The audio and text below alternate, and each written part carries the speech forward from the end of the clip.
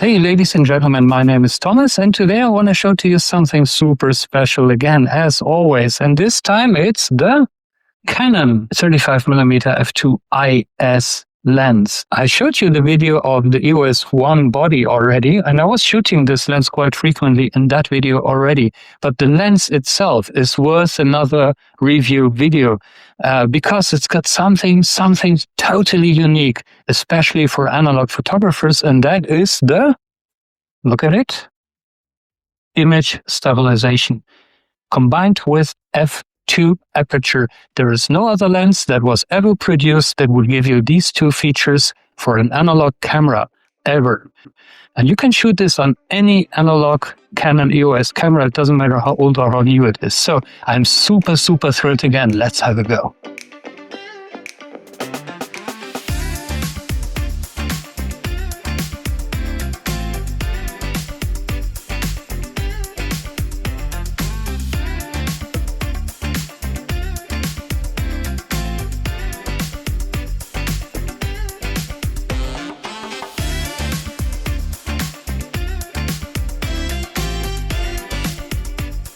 In your hand, I'm going to tell you something about this lens, but there is not a lot to tell because it's just like any other Canon prime lens, basically. It's a sort of a mid-range lens, you know, it's not an L lens, but that doesn't mean it's made very differently, really. I think when they were released brand new, they were about 700-800 euros. So it was quite an expensive lens. And again, it's only an f2, but it's with IS. That's the unique feature we're talking about. There is a much older lens, the 35 f2 without IS, that is much more small than this one. And today it's also cheaper to get. So if you don't really want the IS feature, you can also use the 35 f2 without perfectly. It's the classic Canon plastic outer shell that also matches this much older camera, because EOS was always about using high quality, they call it, plastics. Well, I don't know if it's high quality or not, leave that up to you. It's got the fantastic EF lens mount, all electronic, no features that need mechanical linkages anymore, and it's got a very nice, actually, as you see, wait, I switch off the camera, but you see it's a mechanical connection to the focus ring. It's not focused by wire, and it still has this nice distance scale. It's not a distance scale. It's not a very detailed scale, but it can be very helpful. And you can still turn the ring after hitting the hard stops on both sides, but you feel it's a mechanical connection. It's not the most nice feeling ring, but it certainly gets the job done, and it's got very smooth operation here. And apart from that, you've got huge, for a 35 f2, huge filter size, 67mm, but that's in line with a lot of other Canon lenses, so that's maybe good. But actually, I'm an analog shooter, and believe me, to get a yellow filter for this is pretty expensive. And then you've got these two buttons or switches for IS, on, off, and autofocus, manual focus. And well, do you need to switch off the IS on a tripod or something? I know Canon recommends to switch off IS. I personally don't really see the point, so I have the IS switch on all the time. And it works also on a tripod, but yeah, I don't know. In the viewfinder, actually, you don't see really if the IS works or not, because this is, remember, a 35mm lens. It's not a 180mm or something where you immediately notice when you touch the shutter that the IS kicks in. With the 35, you don't really see that. But still, of course, the IS does its thing, and it's very welcome because you see it in the final results. One nice touch is this silver ring on the front. Maybe it looks better because of that. It's not a red ring, not an L lens again. Well, overall, I think it looks and feels the part. It's pretty chunky, but it's not very heavy. Again, we are not shooting Leica here, so we don't expect the aesthetics of Leica. This is the modern aesthetics. It's a different world. Leica also does cameras with the modern aesthetics, if you look at the SL range, for example. So that's not bad per se, but Canon EOS lenses and camera bodies are, you're shooting in the modern world, like digital. You have to keep that in mind to when you judge, or when you want to see if this style works for you or not. But within the modern world, this lens does everything correctly, and it's very well made, and the handling is very nice. And that's what matters.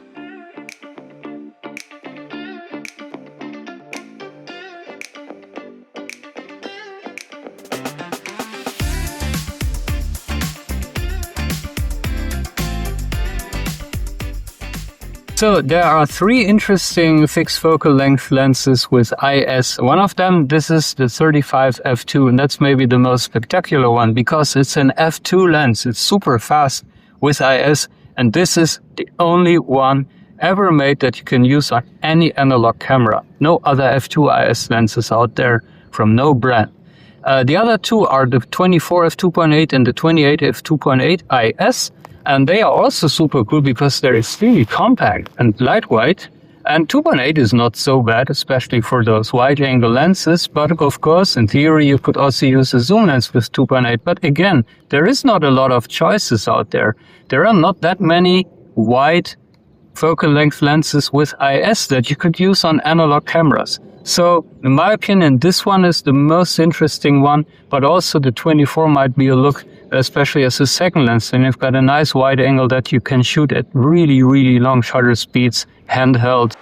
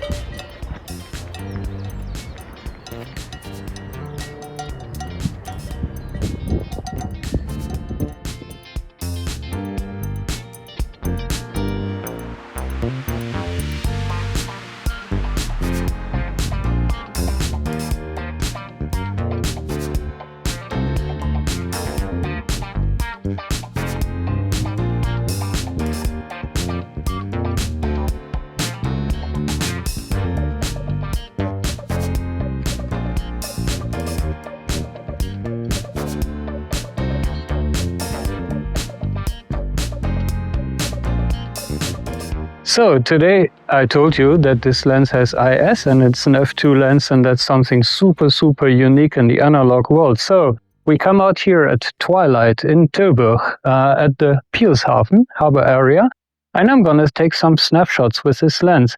And in this light right now, I will have like a fourth of a second or a sixth of a second at f2, maybe sometimes a 13th when there is a lot of sky in the background. Yeah, it's getting dark. And I will see what I can do handheld with this camera, shooting 100 ISO film. I'm shooting Kodak T-Max 100 right now, so super fine grain black and white film. Normally not made for these conditions, but yeah, this camera maybe can rock it, so let's find out.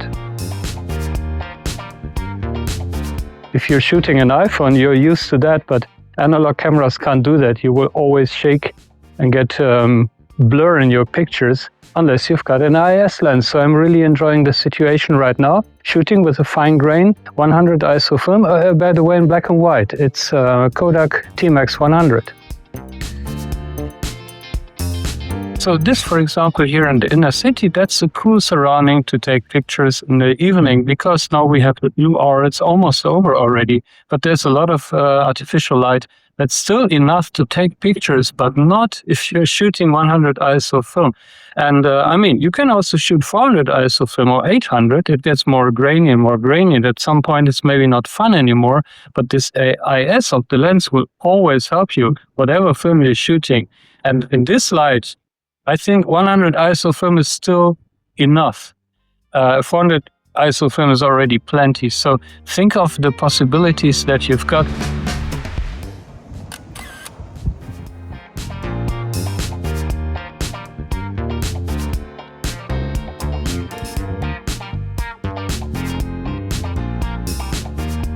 Rendition and bokeh of this lens are very good and pretty neutral, but yeah, it's not the most iconic lens in terms of how it renders. It's not a lens with a huge amount of character. I think especially for analog photography, that's actually a cool thing because there is already character, so to call, because you're using different film stock and whatnot else. So maybe a modern lens combined with film is just the way you want to go. On digital, it might be a little bit boring, and then you maybe would want to look for a more characterful lens because the sensor itself, the digital sensor, is kind of clinical and boring. Yeah, go figure. I personally love to shoot this on film. I didn't try it on digital.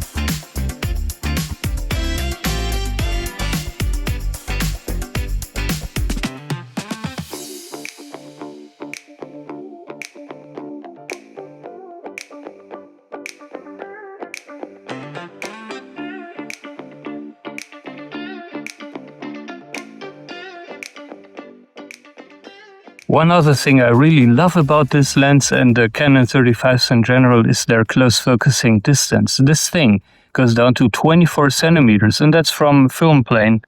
The film plane is indicated here, so 24 centimeters, something like that. It's almost a macro lens. And the older 35 f2 is very, very similar in that regard. I always love that. You can shoot little details and flowers and stuff like that, even with a wide-angle lens. If you want to, you're not as limited as in all those rangefinder cameras. That's a huge difference when shooting SLR cameras, but these lenses just take it to an extreme. Fantastic.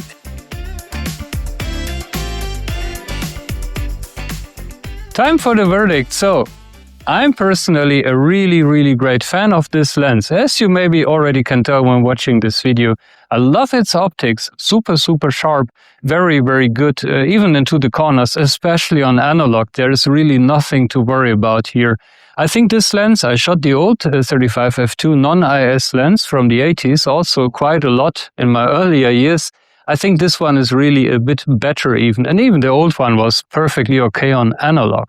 We're not here to pixel peep like digital photographers, are we? So, perfect optics, nice bokeh, very smooth background blur for a 35 lens. I also don't miss the f1.4 extra apertures so much. And this IS is just, yeah, in my opinion, super cool because you can shoot so often at low ISO film, even when the light is not that great, when there's not so much light. You can shoot with 400 or 800 ISO film in almost darkness, especially in cities at night.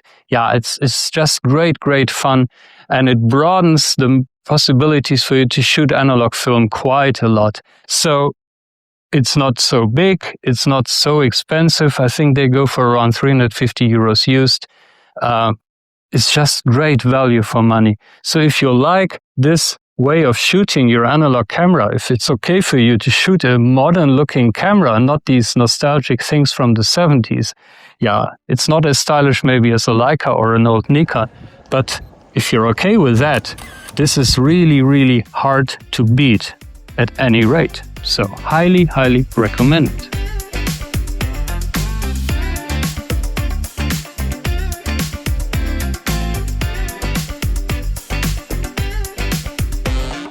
So that's it for today. I hope you found this interesting, maybe even useful. If you did so, then please leave a like and subscribe to my channel if you haven't done so yet. Many thanks for your support. And if you've got any questions about this beautiful lens or anything else analog photography, then just write something in the comment section below. You know I love to read all your comments and I will happily answer every single one of them. So, live long and prosper, and I'll see you on the next one. Bye.